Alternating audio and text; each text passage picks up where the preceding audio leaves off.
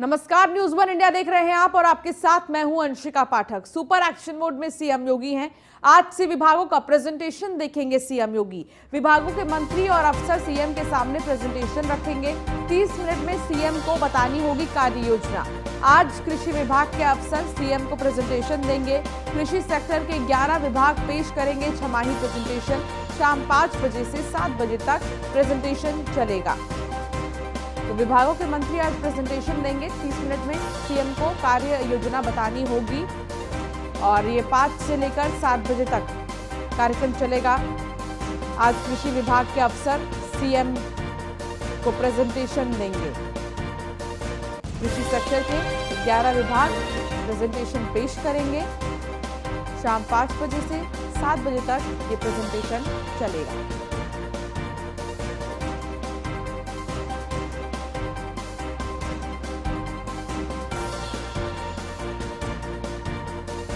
तो आज से विभागों का प्रेजेंटेशन सीएम योगी खुद देखेंगे।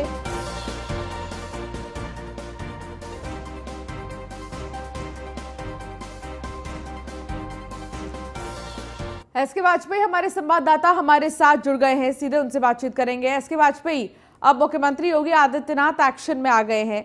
हालांकि जितने भी विभाग हैं उनसे उनके प्रेजेंटेशन लेंगे, लेकिन सबसे पहले बारी कृषि विभाग की, जहां कृषि विभाग के जो ऑफिसर्स हैं आज अपना प्रेजेंटेशन देंगे। क्या खास होने वाला है आज? मुख्यमंत्री योगी आदित्यनाथ ने जहां अपने सभी मंत्रिमंडल के सदस्यों को 100 दिन का एजेंडा तय करने के निर्देश दिए थे कि वो अपने अपने विभाग में 100 दिन का एजेंडा तय करें, किस तरीके से काम करेंगे, खास तौर पर उन योजनाओं को उसमें समाहित करें जो कि बीजेपी के संकल्प पत्र में है। आज मुख्यमंत्री योगी आदित्यनाथ शाम 5 बजे एनएक्सी में ये प्रस्तुतिकरण देखने जा रहे हैं, जिसमें कृषि और कृषि से जुड़े हुए जितने भी विभाग हैं वो आज अपना एजेंडा प्रस्तुत करेंगे, जिसमें छमाही और वार्षिक एजेंडा भी शामिल होगा।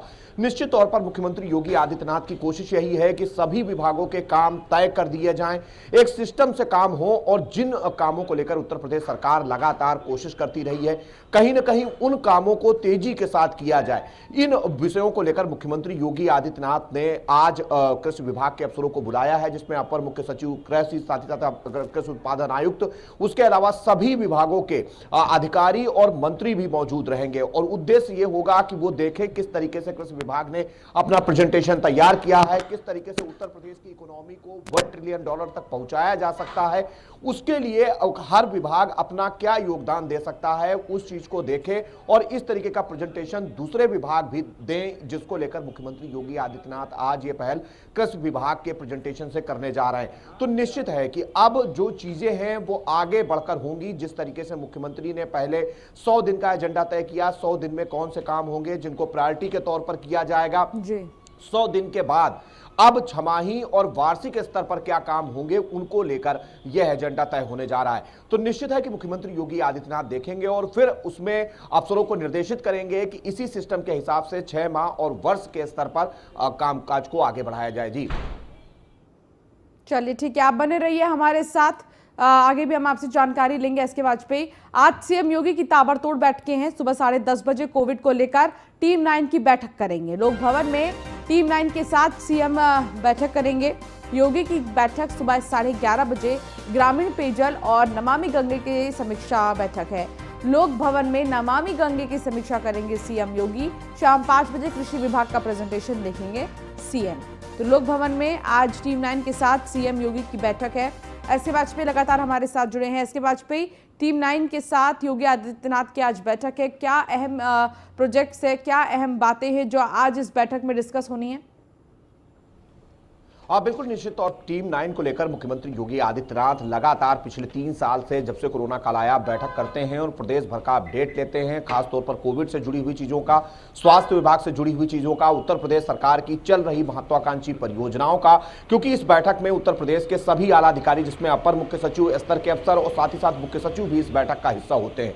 सभी विभागों के अपर मुख्य सचिव भी रहते हैं। 10:30 बजे मुख्यमंत्री योगी आदित्यनाथ लोक भवन में यह बैठक करने जा रहे हैं, जिसमें कहीं न कहीं सभी विभागों का का क्या फीडबैक है, जो दिशा निर्देश पिछली बैठकों पर दिए गए थे उन पर कितना काम हुआ है, किस तरीके से चीजों को आगे बढ़ाया गया है, इन बहुत सारे विषयों को लेकर मुख्यमंत्री योगी आदित्यनाथ यह बैठक करेंगे। और अगली बैठक मुख्यमंत्री योगी आदित्यनाथ पेयजल योजनाएं और नमामि गंगे प्रोजेक्ट की करेंगे, जो कि 11:30 बजे होगी। वो भी लोक भवन में होगी। उसमें नमामि गंगे से जुड़े हुए अफसर और पेयजल योजनाओं से जुड़े हुए जल शक्ति विभाग के अफसर मौजूद रहेंगे। तो निश्चित है कि मुख्यमंत्री योगी आदित्यनाथ लगातार कोशिश कर रहे हैं कि जिन जिन विभागों की खासतौर पर महत्वाकांक्षी परियोजनाओं को आगे बढ़ाने के निर्देश मुख्यमंत्री की तरफ से दिए गए थे, वो तेजी के साथ आगे बढ़े, वो कहीं ना रुकें और उन पर एक सिस्टम के तहत काम चलता रहे।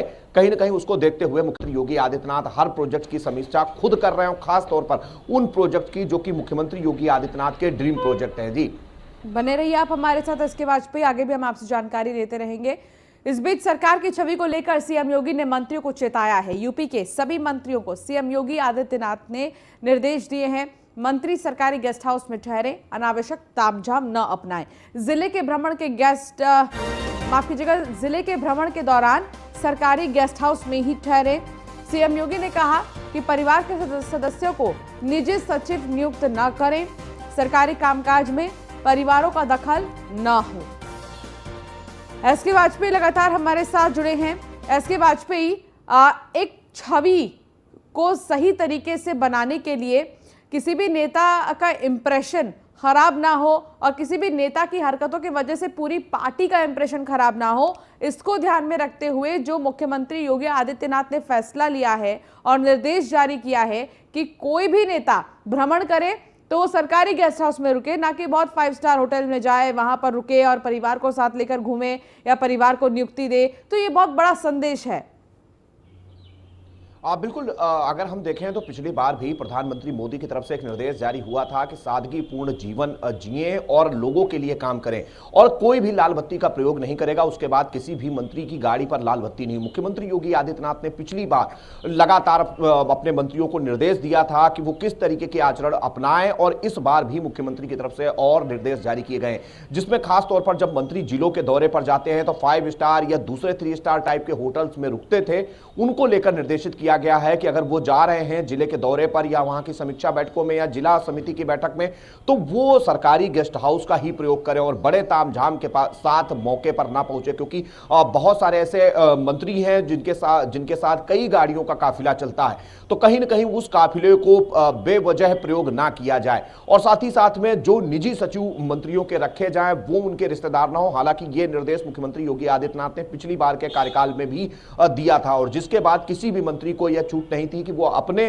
किसी रिश्तेदार को निजी सचिव के तौर पर रख सके। तो सीधे तौर पर मुख्यमंत्री योगी आदित्यनाथ की कोशिश यही है कि सरकारी बजट को ना बढ़ाया जाए, सरकारी बजट को नियंत्रित रखा जाए और किस तरीके से इस खर्चे को नियंत्रित रखकर उत्तर प्रदेश के लिए उस पैसे का प्रयोग किया जा सकता है, जिसको लेकर मंत्रियों को मुख्यमंत्री योगी आदित्यनाथ की तरफ से यह निर्देश दिया गया है। तो निश्चित है कि मुख्यमंत्री योगी आदित्यनाथ का निर्देश बिल्कुल साफ है कि बेवजह धन की बर्बादी ना की जाए, वो चाहे किसी भी रूप में हो, और बेवजह ऐसा शो ना किया जाए कि आप पैसे का दुरुपयोग कर रहे हैं, चाहे वो किसी होटल में रुकने की बात हो या बड़े तामझाम के साथ जिलों में पहुंचने की बात हो। सीधे तौर पर एक मंत्री के तौर पर आप वहां पहुंचे और लोगों से मिलें, लोगों की बात सुने, फरियाद उनकी जो भी है उसका निस्तारण कराएं और कहीं ना कहीं एक जैसे आम व्यक्ति होता है उस तरीके से आप चीजों को लें। तो एक निर्देश है साफ तौर पर, ताकि लोग मंत्रियों से जुड़ सकें, अपनी बात रख सकें, ताकि उनकी चीजों का समाधान तेजी के साथ हो सके, साथ ही साथ सरकारी धन का दुरुपयोग ना हो। इन चीजों को लेकर मुख्यमंत्री योगी आदित्यनाथ की तरफ से ये निर्देश संबंधित सभी मंत्रियों को जारी किए गए हैं। जी चलिए, बहुत शुक्रिया इस तमाम जानकारी के लिए एसके वाजपेयी। आगे बढ़ते हैं। हमीरपुर में गुटखा कारोबारी के ठिकानों पर छापेमारी की गई है। सीजीएसटी टीम ने गुटखा कारोबारी के ठिकानों पर छापा मारा है। छापेमारी में बड़ी मात्रा में कैश मिलने की संभावना है। सीजीएसटी टीम ने नोट गिनने के लिए बैंक से मंगाई थी मशीनें। 3 भरे हुए बक्से को लेकर रवाना हुई सीजीएसटी की टीम। हमीरपुर के भरुआ सुमेरपुर थाना क्षेत्र की ये घटना है। तो छापेमारी में बड़ी मात्रा में गुटखा बरामद किया गया है। सीजीएसटी टीम ने नोट गिनने के लिए 3 भरे हुए बक्से को लेकर रवाना हुई सीजीएसटी की टीम। हमीरपुर के भरुआ सुमेरपुर थाना क्षेत्र की ये पूरी घटना है, जहां हमीरपुर में गुटखा कारोबारी के ठिकानों पर छापेमारी की गई और सीजीएसटी टीम ने गुटखा कारोबारी के ठिकानों पर छापा मारा है। इसके साथ ही आपको बता दें कि छापेमारी में बड़ी मात्रा में कैश मिलने की संभावना है।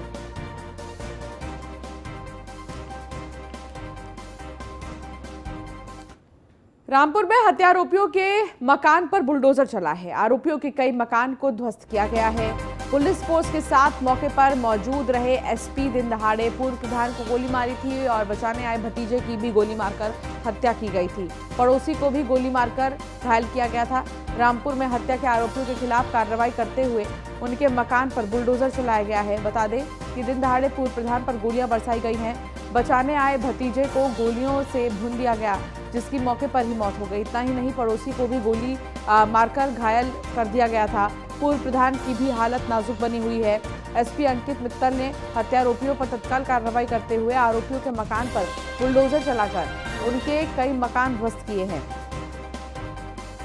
आज जनपद रामपुर के थाना टांडा में ग्राम लालपुर अंतर्गत एक फायरिंग के इंसिडेंट की घटना घटित हुई।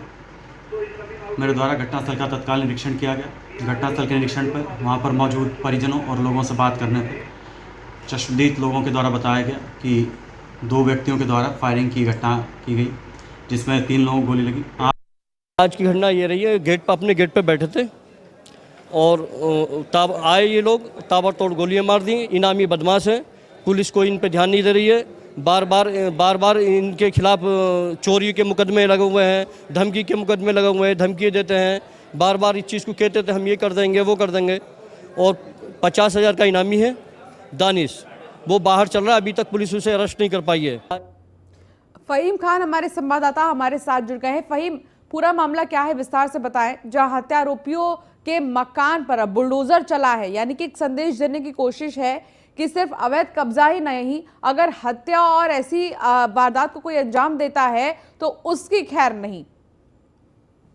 जी अंशिका, देखिए मैं आपको बता दूं कि रामपुर के अंदर जो हत्याकांड हुआ है इसमें पुरानी रंजिश सामने आई है। पुरानी रंजिश एक तो पहले कोटा डीलर जो होते हैं ये राशन डीलर, इसको लेके थी। उसके बाद फिर प्रधानी को लेके ये रंजिश फली फूली और उसके बाद ये जानलेवा होती चली गई। और कल ये घटना सामने आई कि हमलावरों ने ताबड़तोड़ गोलियां बरसाने के बाद पूर्व प्रधान को तो घायल किया, उनके भतीजे की गोलियां लगने से मौत हो गई और एक पड़ोसी घायल हो गया। इसके बाद तुरंत ही पुलिस एक्शन में आई।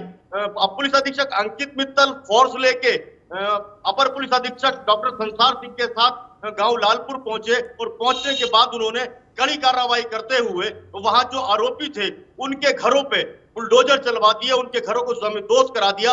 ये बड़ी कार्रवाई देखी लोगों ने अपनी खुली आंखों से, क्योंकि वहां हजारों की भीड़ लोगों की थी और लोगों ने देखा कि किस तरह से अगर गुंडाई करेंगे, बदमाशी करेंगे तो वो बख्शे नहीं जाएंगे। खाली जो अवैध कब्जे हैं बुलडोजर उस पे ही नहीं चलेगा, बाबा का बुलडोजर वहां भी चलेगा जहां बदमाशी होगी, गुंडाई होगी और जहां गोलियां बरसाई जाएंगी। तो हत्यारोपियों पे जिस तरह से अंकित मित्तल ने कार्रवाई की है, ये बहुत बड़ी कार्रवाई है। रामपुर के अंदर पहली बार देखने को मिला है रामपुर में कि किसी हत्यारोपी के मकानों को बाबा बुलडोजर चला हो बाबा का और उसने ध्वस्त किया हो।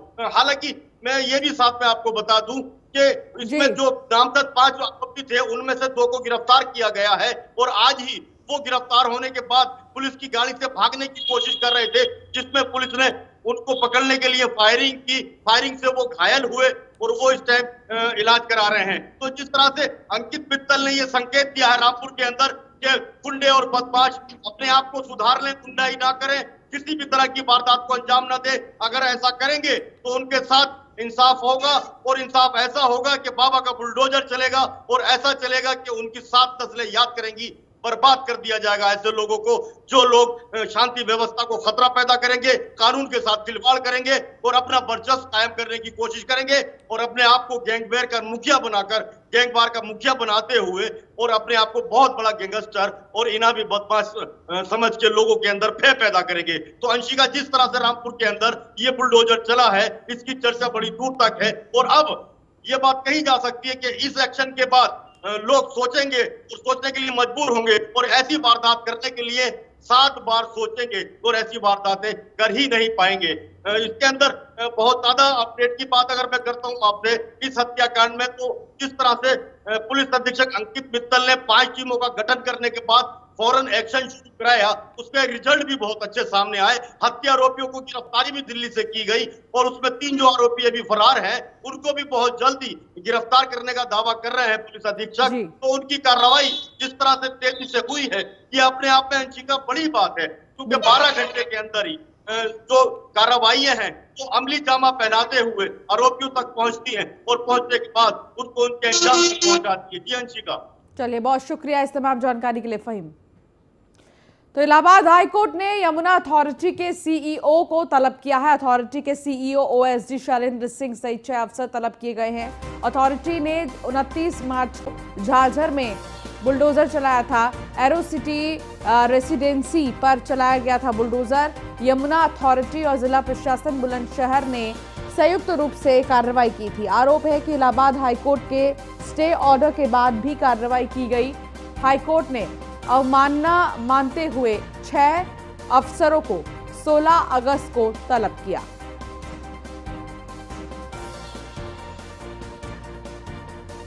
तो इलाहाबाद हाईकोर्ट के स्टे ऑर्डर के बाद भी कार्रवाई की गई, यह आरोप है। हाईकोर्ट ने अवमानना मानते हुए 6 अफसरों को 16 अगस्त को तलब किया। इलाहाबाद हाईकोर्ट ने यमुना अथॉरिटी के सीईओ को तलब किया है। पूछताछ की जाएगी। अथॉरिटी के सीईओ ओएसडी शैलेंद्र सिंह सहित 6 अफसर तलब किए गए हैं। अथॉरिटी ने 29 मार्च को झाझर में बुलडोजर चलाया था, जिसके बाद कोर्ट की तरफ से अब तलब किया गया है इन ऑफिसर्स को। निशांत शर्मा ब्यूरो चीफ हमारे साथ जुड़ गए हैं। निशांत, क्या जानकारी मिल रही है? कोर्ट के ऑर्डर के बाद भी कार्रवाई की गई है, बुलडोजर चलाया गया है, जिसके बाद अब तलब किया गया है ऑफिसर को। देखिए अंशिका, 29 मार्च को एरो सनसिटी एक सोसाइटी एक कॉलोनी कट रही थी, जिसके बाद पर ऊपर बुलडोजर चलाया गया था यमुना अथॉरिटी और बुलंदशहर जो प्राधिकरण द्वारा, जिसके बाद ये कार्रवाई बुलडोजर चलाकर उसको ध्वस्त कराया गया था। लेकिन इस पूरे मामले में हाई कोर्ट ने जो 6 अफसरों को यमुना अथॉरिटी के अधिकारियों को फटकार लगाई है, जिसमें सीओ डॉक्टर अरुणवीर सिंह भी हैं, एसडीएम ओएसडी भी हैं। तमाम जो अफसर हैं उनको फटकार लगाकर 29 अगस्त को उनको बुलाया है, हाईकोर्ट में बुलाया है। और साफ यही कहा है, जब हाईकोर्ट के आदेश थे इस कॉलोनी पर तो इसको तोड़ा क्यों गया?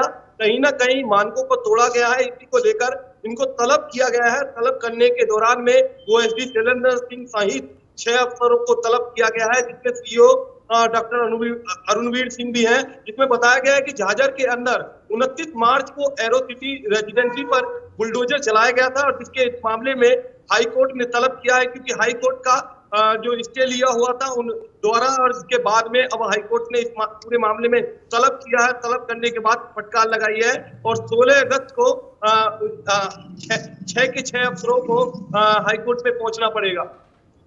चलिए ठीक है, बहुत शुक्रिया निशांत इस तमाम जानकारी के लिए।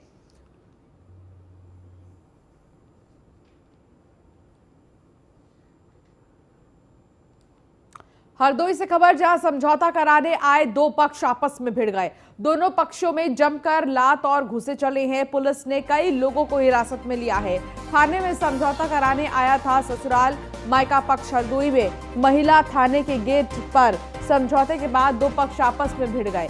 दोनों पक्षों में जमकर लात घुसे चले हैं। सूचना पर पहुंची महिला थाना प्रभारी राम सुखारी ने दोनों पक्षों के कई लोगों को हिरासत में लेकर पूछताछ की है। बता दें कि थाना शहर कोतवाली इलाके के पंडितपुरवा का रहने वाला राहुल वर्मा पत्नी की विदाई को लेकर महिला थाने में प्रार्थना दिया था, जिसके निस्तारण के लिए पाली थाना इलाके के मुड़ेर की रहने वाली उसकी पत्नी ममता देवी को थाने बुलाया गया।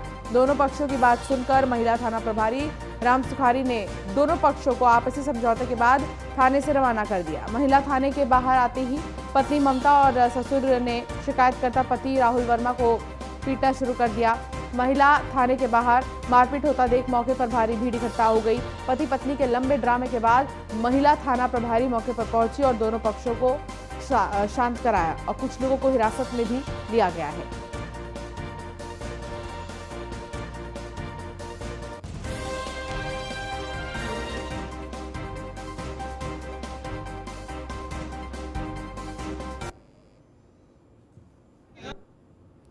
तारीख को इन लोगों की मैंने सुनवाई की। 8 तारीख को ही एप्लीकेशन आई थी। दोनों पक्षों ने एक दूसरे पे तर्क वितर्क किया कि मैं इस कारण से नहीं जा रहा, मैं इस कारण से नहीं ले जा रहा, लेकिन दोनों पक्ष राजी हो गए थे। वर पक्ष ये फिर भी चाहता था, रोहित वर्मा ये कहते थे कि मैं ले जाने को तैयार हूँ, लेकिन लड़की और लड़की के पिता ने साफ कहा मैं भेजने से मना कर रहा हूँ। दोनों ने कहा, फिर दोनों पक्ष तैयार हुए कि ठीक है हम अपना अपना लेन देन कर लेते हैं। दोनों की सिग्नेचर कराए गए, दोनों पक्षों के, और दोनों पक्षों को यहाँ से दोनों ने अपनी अपनी एप्लीकेशन दी कि हमारा इतना सामान है, हमारा इतना सामान है। दोनों की एप्लीकेशनों को मैंने सामान की लिस्ट को लड़की पक्ष का लड़के पक्ष को दे दिया, लड़के पक्ष की लिस्ट लड़की पक्ष को दे दी मैंने। दोनों एक दूसरे की लिस्ट पर संतुष्ट थे। एक घड़ी और एक अंगूठी के कारण ये मामला वहीं पे रफा दफा नहीं हो पाया। मैंने कहा आप ये तलाक और जो भी समझौते का लेन देन है आप अपने वकील के माध्यम से कर लीजिए, महिला थाने में ये सब नहीं हो सकता। लेकिन फिर भी बोले नहीं, हम लोग समाज में बैठकर अपनी ये प्रक्रिया पूरी कर लेंगे, अंगूठी और घड़ी हम दोनों दे देंगे। ठीक है, दोनों को हमने यहाँ से थाने से रवाना कर दिया। लेकिन लखीमपुर खीरी में पुलिस और बदमाशों के बीच मुठभेड़ हुई। मुठभेड़ के दौरान एक बदमाश को गोली लग गई है, 2 गिरफ्तार किए गए हैं। अंधेरे का फायदा उठाकर एक बदमाश भागने में कामयाब रहा। बदमाशों पर लूट और चोरी के कई मुकदमे दर्ज हैं। रामापुर चौकी क्षेत्र में पनगी खुर्द पुलिया के पास ये मुठभेड़ हुई है। एक सूचना प्राप्त हुई थी कि एक अंतर जनपदीय चोरों का गिरोह जनपद खीरी में एक वारदात को अंजाम देने के लिए आ रहा है। इस सूचना में क्राइम ब्रांच एवं स्थानीय पुलिस की टीम को लगाया गया था। इनके द्वारा एक मोटरसाइकिल पे 3 युवकों को जब इंटरसेप्ट किया गया तो उन लोगों ने पुलिस टीम पे फायरिंग कर दी। जवाबी कार्रवाई में पुलिस के द्वारा भी गोली चलाई गई, जिसमें एक अपराधी घायल हो गया है, उसके पैर में गोली लगी है, एवं अन्य दूसरे अपराधी को गिरफ्तार कर लिया गया है मौके से।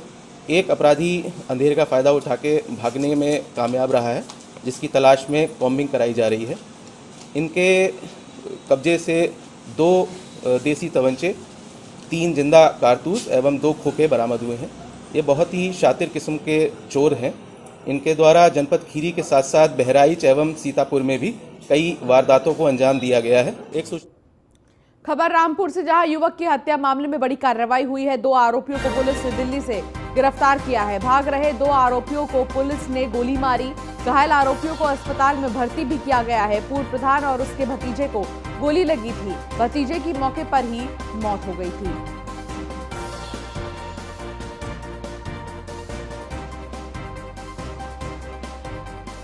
थाना टांडा कल दिन में वहाँ पर पूर्व प्रधान हारून पर कुछ बदमाशों द्वारा हमला किया गया था। प्रधान के भतीजे वसीम द्वारा उन्हें बचाने का प्रयास किया गया। बदमाशों ने वसीम की गोली मारकर हत्या कर दी थी। इस संदर्भ में थाना टांडा पर मुकदमा अपराध संख्या 182/2022 अंडर सेक्शन 302, 307 आदि पंजीकृत किया गया था। इस मुकदमे में 5 लोगों को मौके पर गोली चलाते हुए नामजद किया गया था और 2 को 120 बी में रखा गया था जेल में। जो नामजद अभियुक्त हैं उनमें से राहत पुत्र बेचा, दूसरा हारून पुत्र जमील निवासी ग्राम लालपुर को टांडा पुलिस द्वारा कल दिल्ली में गिरफ्तार कर लिया गया था। फिलहाल इस बुलेटिन में इतना ही। आप बने रहिए न्यूज़ 1 इंडिया के साथ।